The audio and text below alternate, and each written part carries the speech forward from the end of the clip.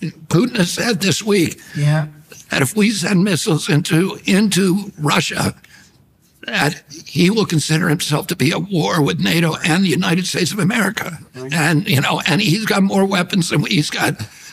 This is the biggest nuclear power in the world. He has 1,200 more nuclear warheads than we do, and they're better than ours. And his electronic warfare system is a generation ahead of ours, as they've shown in Ukraine. They can shoot down almost anything that we send against them.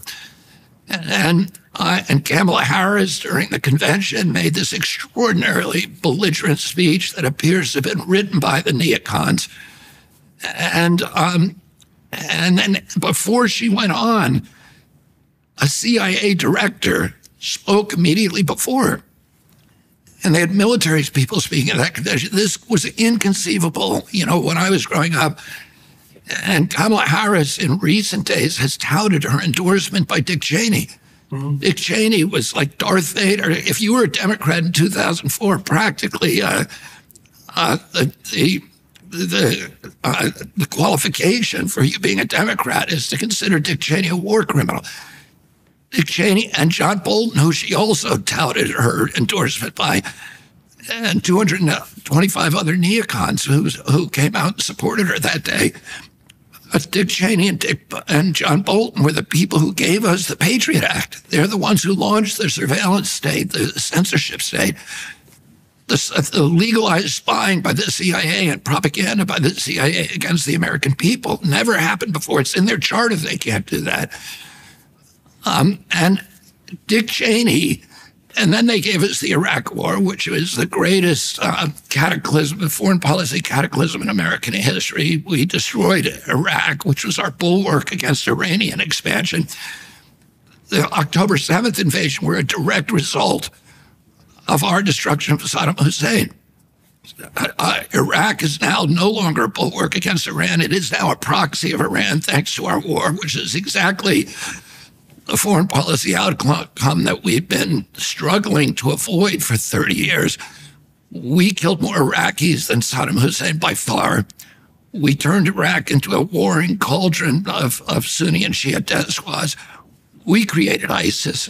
We sent, with that, Iraq and the spillover war in Syria, we sent between 2 and 4 million immigrants into Europe and destabilized every nation in Europe for a generation. The emergence of totalitarianism in Europe right now, the abolition of free speech in Europe is a direct result of the Iraq War. Brexit is a direct result of the Iraq War. It was a cataclysm.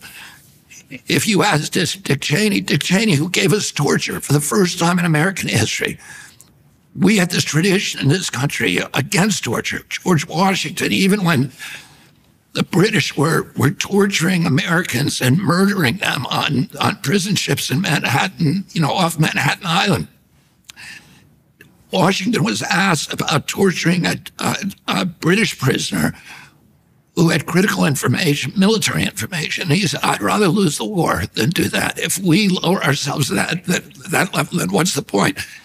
Abraham Lincoln was presented with the same dilemma during the Civil War and said, no, we're not going to do that. And he wrote guidelines against torture for the U.S. military that later became the basis for the Geneva Convention. That is our legacy to the world, the Geneva Convention. You don't torture people.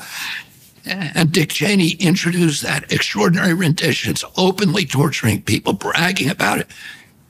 If you ask Dick Cheney today, do you disavow any of those policies? He would say, no, I embrace them.